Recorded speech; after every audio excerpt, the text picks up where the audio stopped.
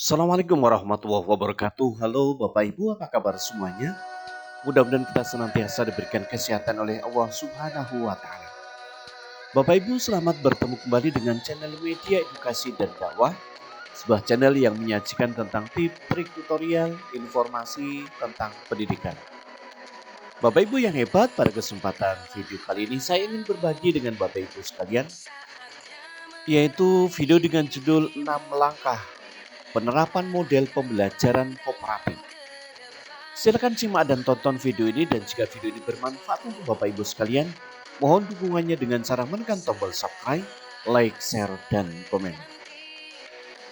Baik Bapak Ibu sekalian, tidak berlama-lama lagi langsung menuju pada materi video selanjutnya.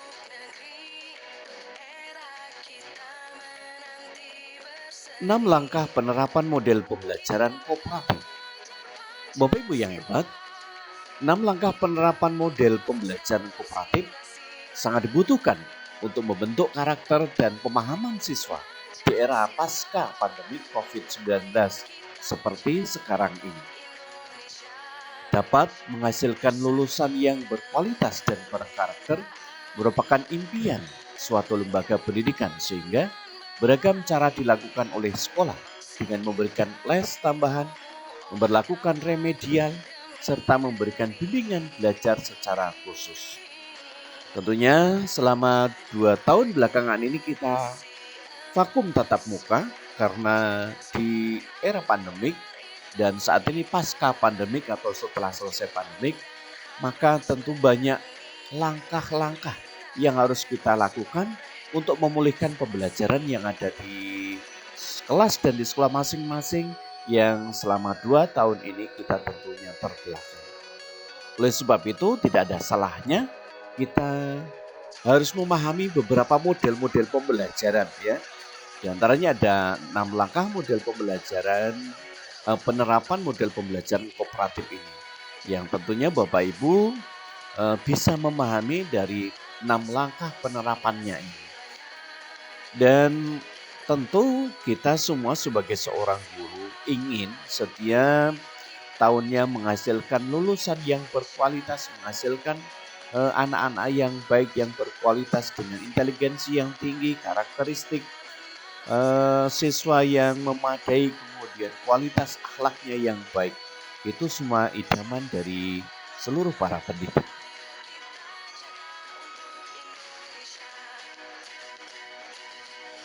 Bapak Ibu, tentunya penyebab kurang optimalnya hasil belajar salah satunya yaitu penerapan model pembelajaran yang digunakan tidak sesuai dengan materi pembelajaran yang diampu oleh pendidik di sekolah.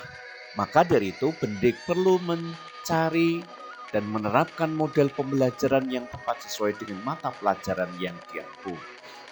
Salah satu model pembelajaran yang dapat diterapkan yaitu dengan model pembelajaran kooperatif. Menurut Robert Slavin, model pembelajaran kooperatif merupakan sebuah bentuk pemahaman pembelajaran konstruktif, yakni merupakan teknik pembelajaran yang melibatkan keaktifan siswa agar dapat membina sendiri dari pengetahuan yang telah dimiliki. Oleh sebab itu tidak ada salahnya apabila kita memahami dari model pembelajaran kooperatif ini untuk menambah bagaimana gairahnya kelas kita, agar kelas kita benar-benar merasa optimal, merasa efektif, kemudian efisien, serta anak-anaknya benar-benar dapat belajar dengan efektif.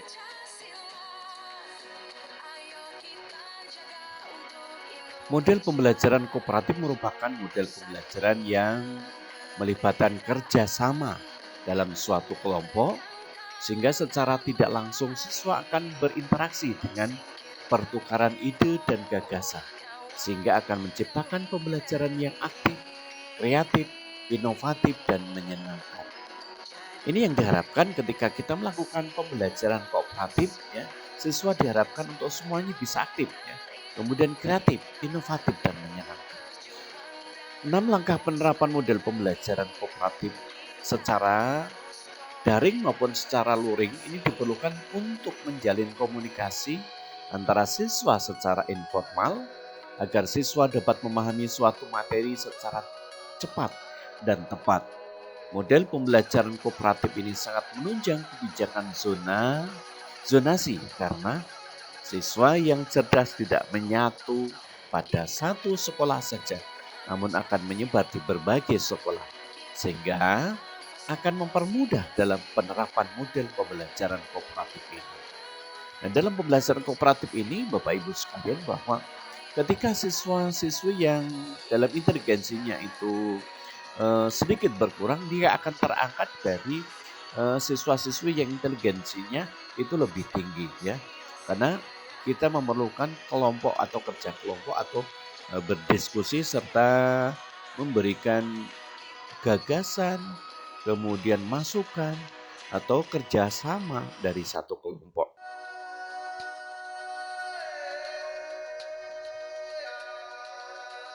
Bapak Ibu, inilah 6 langkah penerapan model pembelajaran kooperatif. Silakan simak langkah demi langkah dari penerapan model pembelajaran kooperatif ini.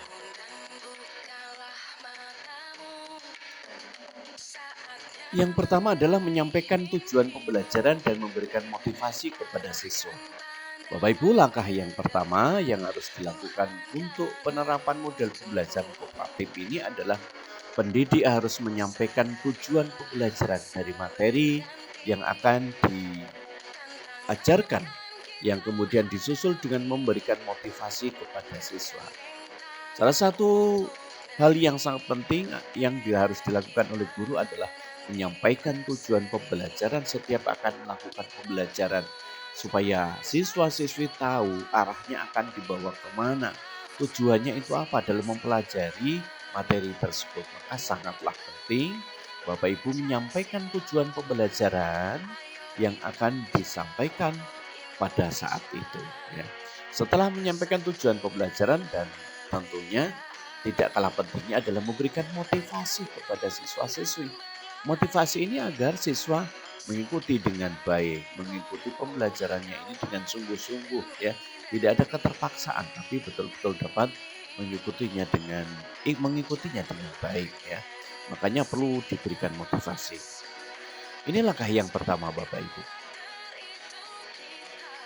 Selanjutnya langkah kedua adalah memberikan informasi terkait materi yang akan dibahas. Ya, langkah kedua yakni Bapak Ibu harus memberikan informasi kepada anak-anak atau peserta didik terkait materi yang akan dibahas kepada siswa-siswi agar siswa memahami apa yang akan dikerjakan. Nah ini Bapak Ibu sangatlah penting ya. Memberikan informasi terkait materi yang akan diajarkan itu penting karena supaya anak-anak itu siap. Apa yang akan dia siapkan, yang akan dia lakukan ya, dipersiapkan dalam mempersiapkan untuk materi tersebut. Ya. Sekalian, selanjutnya langkah yang ketiga adalah membentuk kelompok belajar siswa. Langkah ketiga ini yaitu membentuk kelompok belajar dengan memilih beberapa siswa yang pandai untuk dijadikan koordinator kelompok. Nah, dalam hal ini Bapak Ibu dalam membentuk kelompok, Bapak Ibu harus di setiap kelompoknya harus dicampur ya, jangan dipilih ini yang pintar dengan yang pintar, kemudian yang kurang pandai dengan yang kurang, tidak, tapi semuanya dicampur dan anak-anak yang memang pandai ya dijadikan koordinator supaya dia bisa membantu dan mengangkat kepada teman-temannya yang inteligensinya kurang. Ini sangat tentunya meringankan beban dari guru agar anak yang inteligensinya kurang itu bisa dijelaskan kemudian bisa mengikuti dari teman-teman yang sudah pandai. Ya, langkah yang keempat adalah memberikan bimbingan kepada siswa secara berkelompok. Langkah keempat ini, Bapak Ibu, yakni guru harus memberikan bimbingan kepada siswa secara berkelompok untuk menyelesaikan kesulitan dari setiap kelompok tersebut. Setelah Bapak Ibu memberikan atau setelah kita membentuk kelompok, tentunya kita akan memberikan tugas kepada kelompok itu, kemudian tugas Bapak Ibu adalah membimbing ya siswa-siswi secara berkelompok ya. Setiap kelompoknya dibimbing bagaimana dia mengerjakan tugasnya, bagaimana dia cara memahami pembelajarannya di setiap kelompok itu. Tugas kita sebagai guru adalah membimbing dalam diskusi berkelompok. Bapak Ibu, selanjutnya langkah yang kelima adalah melakukan evaluasi secara individu dan kelompok. Langkah yang kelima ini yakni guru wajib melakukan evaluasi baik secara individu maupun secara kelompok untuk mengetahui pemahaman dan kesulitan belajar yang dialami siswa. Evaluasi atau asesmen ini sangatlah penting karena ini sebagai tolak ukur seorang pendidik dalam mendidik atau mengajar, apakah materi yang disampaikan secara kelompok ini tersampaikan dengan baik atau tidak kepada siswa-siswi. Maka melihatnya adalah dengan cara evaluasi atau asesmen. Maka evaluasi atau asesmen ini sangatlah penting dilakukan untuk mengetahui sejauh mana pemahaman siswa dalam memahami materi yang dipelajari secara kelompok tersebut. Ini langkah yang kelima Bapak Ibu. Yang keenam adalah pemberian penghargaan. Bapak Ibu, langkah keenam yakni guru perlu memberikan sebuah penghargaan kepada masing-masing kelompok karena telah menyelesaikan tugas dengan baik. Penghargaan tersebut dapat berupa ucapan selamat maupun lainnya. Nah, ini adalah sangat penting Bapak Ibu sebagai penguatan ya. Serta anak akan merasa bangga ketika seorang guru memberikan sebuah penghargaan kepada muridnya, walaupun penghargaan itu hanya dalam bentuk ucapan. Terima kasih, bagus sekali dan lain-lainnya ya. Ini sangatlah penting ya bagi anak-anak supaya anak-anak itu merasa bangga bahwa dia ternyata berhasil melakukan tugas yang diberikan oleh Bapak Ibu gurunya ya. Jadi pemberian penghargaan kepada siswa atau kepada kelompok itu adalah sangat penting sebagai feedback atau umpan balik dari yang telah dilakukan dan dikerjakan tugasnya oleh siswa-siswi.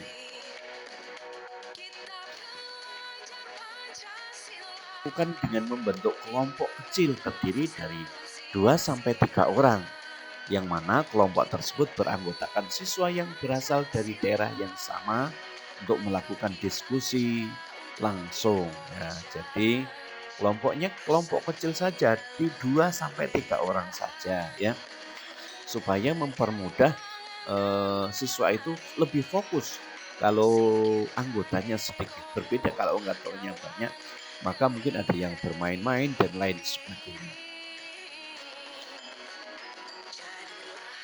Model pembelajaran kooperatif dapat diterapkan pada semua jenjang pendidikan, mulai dari sekolah dasar, sekolah menengah pertama, sekolah menengah atas, maupun perguruan tinggi, karena model pembelajaran kooperatif ini sangat baik untuk melatih komunikasi, kemudian melatih sosialisasi, kemudian mengemukakan pendapat, berani, serta tanggung jawab. Selain itu, penerapan model kooperatif dalam pembelajaran juga dapat membentuk karakter siswa, baik moral, kinerja, relasional, maupun spiritual. Ya, jadi sangatlah penting ya. Dalam model pembelajaran kooperatif ini, bahkan semua jenjang bisa diterapkan di sekolah dasar atau di SD. Bisa juga diterapkan di SMP, bisa diterapkan di SMA, bahkan di perguruan tinggi pun bisa diterapkan. Karena dengan model pembelajaran ini akan melatih siswa untuk belajar berkomunikasi, belajar menyampaikan pendapat, belajar bagaimana menghargai pendapat orang lain, belajar untuk dapat mempunyai etika dalam menerima pendapat orang lain. Kemudian belajar bertanggung jawab, belajar berani berbicara, dan seterusnya. Dengan model pembelajaran kooperatif ini akan memberikan kedewasaan kepada siswa-siswi.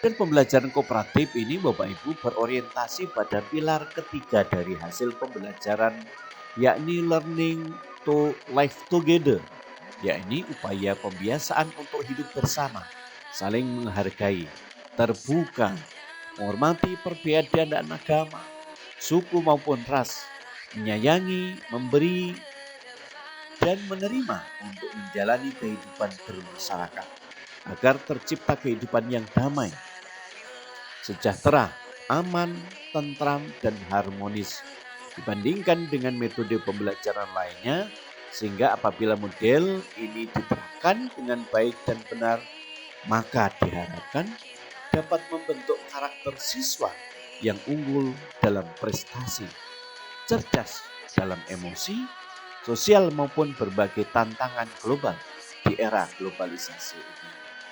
Tentunya Bapak Ibu dengan model pembelajaran kooperatif ini ya sangatlah penting karena diharapkan siswa itu menjadi mempunyai karakter yang unggul serta berprestasi, cerdas serta dapat mengendalikan emosionalnya.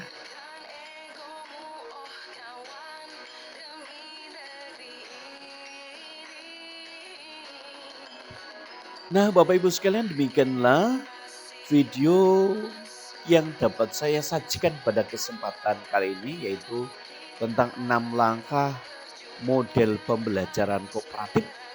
Mudah-mudahan ini bermanfaat untuk Bapak Ibu sekalian. Dan jika video ini bermanfaat, mohon dukungannya dengan cara menekan tombol subscribe, like, share, dan komen. Terima kasih, jadilah orang baik dengan membagikan hal baik ini kepada lebih banyak orang.